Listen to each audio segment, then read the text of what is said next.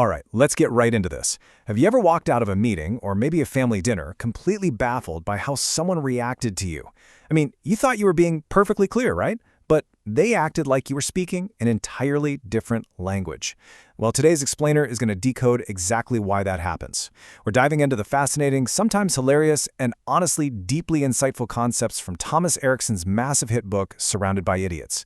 We're going to break down the core types of human behavior, and much more importantly, we'll figure out how to stop pulling our hair out when we talk to people who are just wired completely differently than we are. So, let me ask you a question. Have you ever actually felt like you are quite literally surrounded by idiots? We all have those moments of frustration, for sure. But the author shares this story about a man who believed this with his whole chest. When Erikson was 25, he went to interview this highly successful 60-something entrepreneur named Stuart. And within minutes of sitting down, Stuart just flat out told him that the people in Department A were complete idiots. The folks in Department B, absolute fools. And Department C, don't even get him started. He genuinely could not comprehend how his staff even managed to make it to work in the morning. Now, what's really wild is how far Stur went with this. He didn't just quietly harbor these thoughts at his desk. He actually installed a physical warning light outside his office door. Literally, a red and green traffic light. If it was red, he was inside, and employees, even clients by the way, would just turn on their heels and flee to avoid his wrath. The green light meant it was safe to approach. So, being young and bold, Erikson asked Stur the obvious question, who hired all these idiots? And of course, Stur had hired every single one of them himself. Stur almost threw him out right then and there. But this incident sparked a massive realization. You see, Stur's definition of an idiot was basically just anyone who didn't think, act, or communicate exactly the way he did. And that brings us to our game plan for this explainer. We just covered the premise of being surrounded by idiots. Next up, we'll look at the paradigm shift of the listener's terms, explore the layers of behavior, break down the four-color framework, and finally, put a spotlight directly on what's known as red behavior. Okay, moving right into Section 1. The listener's terms, a paradigm shift. To stop feeling like everyone around us is an idiot, we literally have to flip our entire understanding of communication on its head. The absolute most crucial point is this idea right here.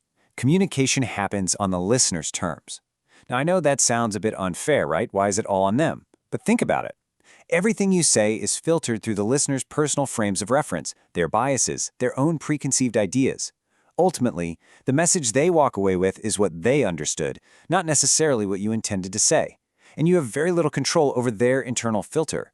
Since you obviously can't just knock sense into someone's head, effective communication really requires flexibility from you. It requires you to adapt to how others want and need to be treated. Because if you only communicate based on your own preferences, you are always going to be in the minority. Most people simply aren't you. Which leads us to a pretty big question in Section 2, the layers of behavior. Basically, why are we this way? If we all filter things so differently, where do these complex behaviors actually come from? Think of our psychology like concentric circles. Right smack in the middle, we have our core values. These are deeply embedded from childhood. Things like fighting is wrong or everyone is equal. They are almost impossible to change. Moving one layer outward, we hit attitudes. These form based on our experiences in high school or college or maybe our first jobs. For instance, if you got swindled by a shady salesperson once, you might develop an attitude that all salespeople are completely untrustworthy. Together, your core values and attitudes dictate your core behavior, which is how you act when you're completely, totally free from external pressures. But here's the kicker. When are we ever actually free from external influences? Basically only when we're sound asleep. And that everyday reality brings us to this specific formula. Behavior is a function of personality multiplied by surrounding factors. What this essentially means is that our outermost layer, our moderated behavior, is essentially a mask. We are constantly reading the room, interpreting the specific situation, and then choosing a mask to wear based on that evaluation. You probably have a mask for work, right? A mask for chilling at home, and, let's be real, a very specific, carefully constructed mask for visiting your in-laws. We are continually adopting, which is why understanding the underlying personality types beneath those masks is absolutely critical. So, let's decode those underlying types. Section 3, the four-color framework. This is based on the widely used DISA, or DISC system. With over 50 million assessments completed, it's pretty much one of the most reliable ways we have to categorize human behavior. Think of this behavioral matrix as being built on two simple axes. The vertical axis measures whether a person is task and issue-oriented at the top or relation-oriented down at the bottom. Then, the horizontal axis measures whether they are introverted, passive, and reserved on the left, or extroverted, active, and an implementer on the right. Where these traits intersect gives us our four fundamental colors: red, yellow, green, and blue. To break that down practically, let's look at how those traits combine. The red profile is highly task-oriented and extroverted. That results in very quick reactions and a strong push for control. Yellows are also extroverted, but they're relation-oriented. They react rapidly too, but they want to inspire and involve the people around them. Greens are relation-oriented introverts, meaning they are calm, supportive, and they pretty much reject conflict entirely. And finally, blues are task-oriented introverts who react slowly because they need facts, structure, and intense organization before making a move. Now, it is totally worth noting that about 80% of people are actually a mix of two colors. But to truly understand the recipe of human interaction, we've got to look closely at the pure individual ingredients first. So, for the rest of this explainer, we are going to put the spotlight directly on just one of those pure forms. Section 4, Red Behavior Spotlight, the alpha. Have you ever been talking to someone who just cuts right to the chase, maybe even a bit brutally? That is classic red behavior. As this idea captures, reds have absolutely zero problem being blunt. If you ask a red a question, they are going to tell you exactly what they think, without any frills. They genuinely see no point in wrapping their thoughts in empty, polite phrases. A thought pops into their head and boom, it comes right out of their mouth. To other colors, this can seem incredibly rude or arrogant. It makes them look like a total jerk sometimes. But to a red, they're just being honest and efficient. They really don't get what all the fuss is about. So what actually makes a red tick? Well, you'll quickly see they are a dynamic powerhouse. They are incredibly ambitious and driven. They set goals so high that everyone else thinks they're completely impossible.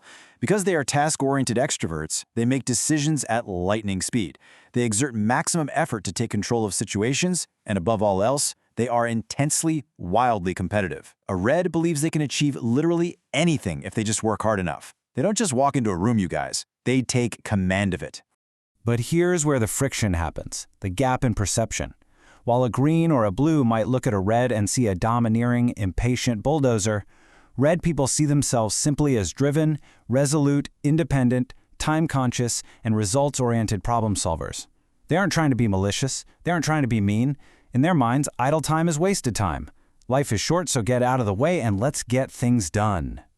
Let me ground this in a truly fantastic real-world example from the source material. Erikson talks about working for a company led by a highly red CEO. This guy was incredibly dynamic. His meetings were wonderfully short and super efficient, but his Achilles heel? His intense competitiveness.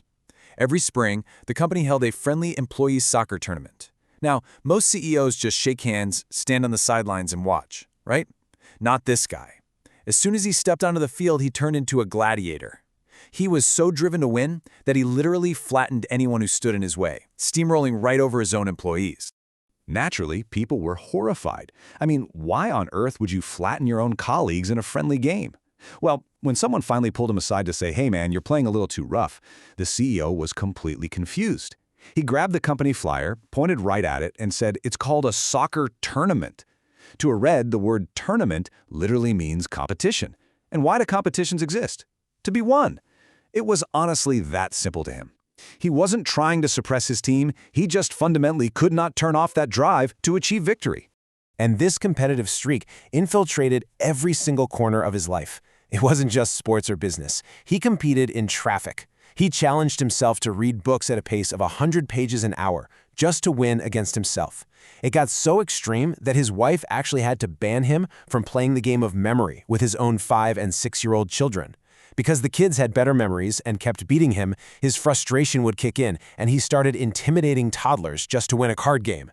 I mean, that is red energy at its absolute peak. Which brings us to our final thought today. The next time someone flattens you with a blunt comment, or hyper-obsesses over a tiny spreadsheet detail, or talks your ear off without ever quite making a point, ask yourself this: are you truly surrounded by idiots? Or are you simply looking at the world through your own color, while they are operating on a completely different frequency? The greatest trick to effective communication isn't forcing everyone to see the world your way. It's learning to read the colors around you, dropping the judgment, and speaking to them on the listener's terms. Because if you can do that, you'll probably find there aren't quite as many idiots in the world as you thought. So what color is the person who frustrates you the most? And how are you going to change your approach tomorrow? Think about it.